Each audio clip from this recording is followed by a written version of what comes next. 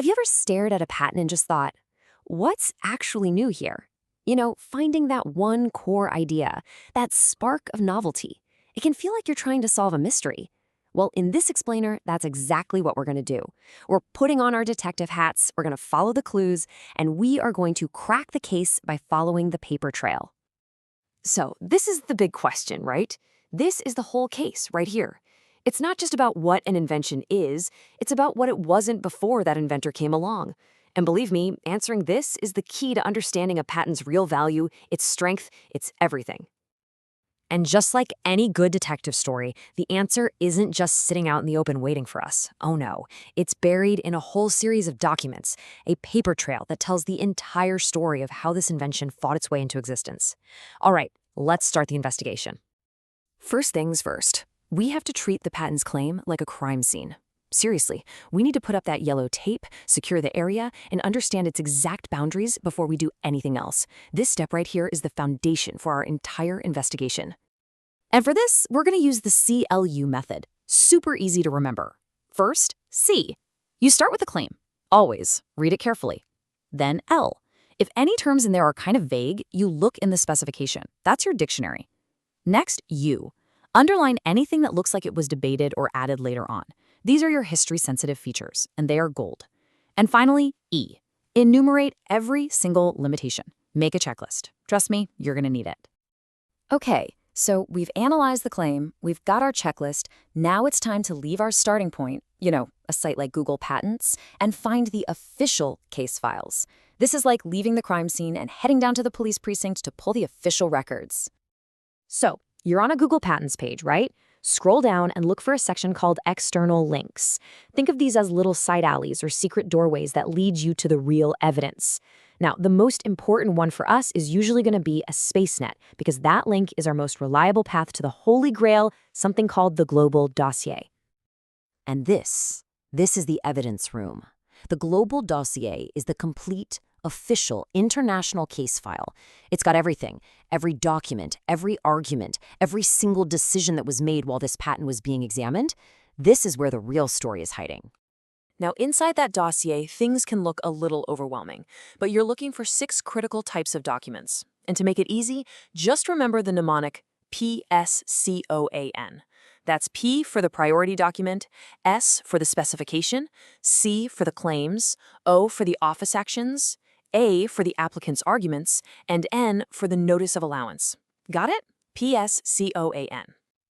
So, that first one, the priority document, it contains the single most important date in our entire investigation, the priority date.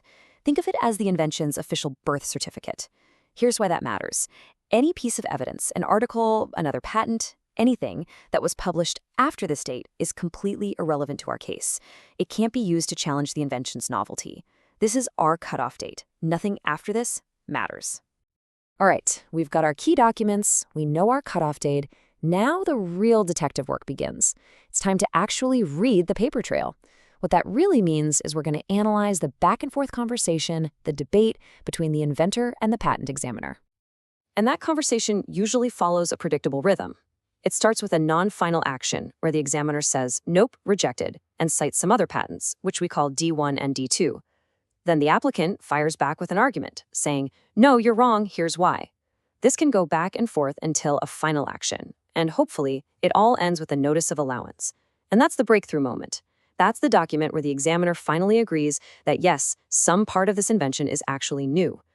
And sometimes, if you're really lucky, buried inside that notice of allowance, you find a golden sentence. A sentence just like this. This right here is the novelty spotlight. The examiner is literally pointing a giant flashlight at the exact feature, in this case, paper handles affixed to opposing sides, and saying, this is the part I couldn't find anywhere else. That, my friends, is the core of the invention's novelty, spelled right out for you.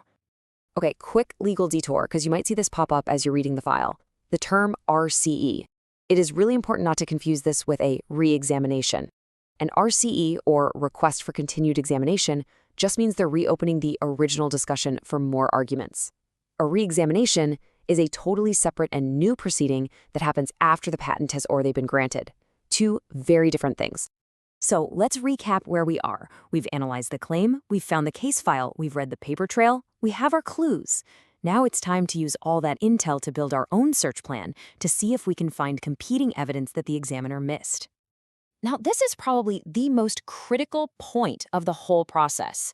The prior art the examiner found, that D1 and D2, that is not your answer. They're just signposts. They are incredibly useful signposts that show you what the examiner already knows. But your job is to use that information to go out and do a better, more targeted, independent search. So how do you actually use those signposts? Well, you study D1 and D2 to pull out 4 key things. First, what features do they already show? Get that clear. Second, and more importantly, what critical features are still missing? Third, look for synonyms you can use to expand your own search. Maybe instead of handles, you search for ear tabs or grip flaps. And finally, identify design variants. Maybe they talk about a flanged base, so you should also search for a foot rim. So here it is, the whole thing, your master plan for every single case. 1.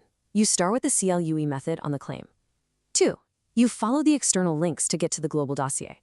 3. You find your key P.S.C.O.A.N documents. 4. You confirm that all-important cutoff date. 5. You read the paper trail to find the clues and that novelty spotlight. And 6. You use all of that to build your own, much smarter search plan. See? When you follow this process, you're not just a casual reader anymore. You're a patent detective. You're not just looking at the final document. You're uncovering the entire hidden story of how it came to be. So the only question left is, now that you know how to follow the trail, what amazing stories are you going to uncover in the next case file you open?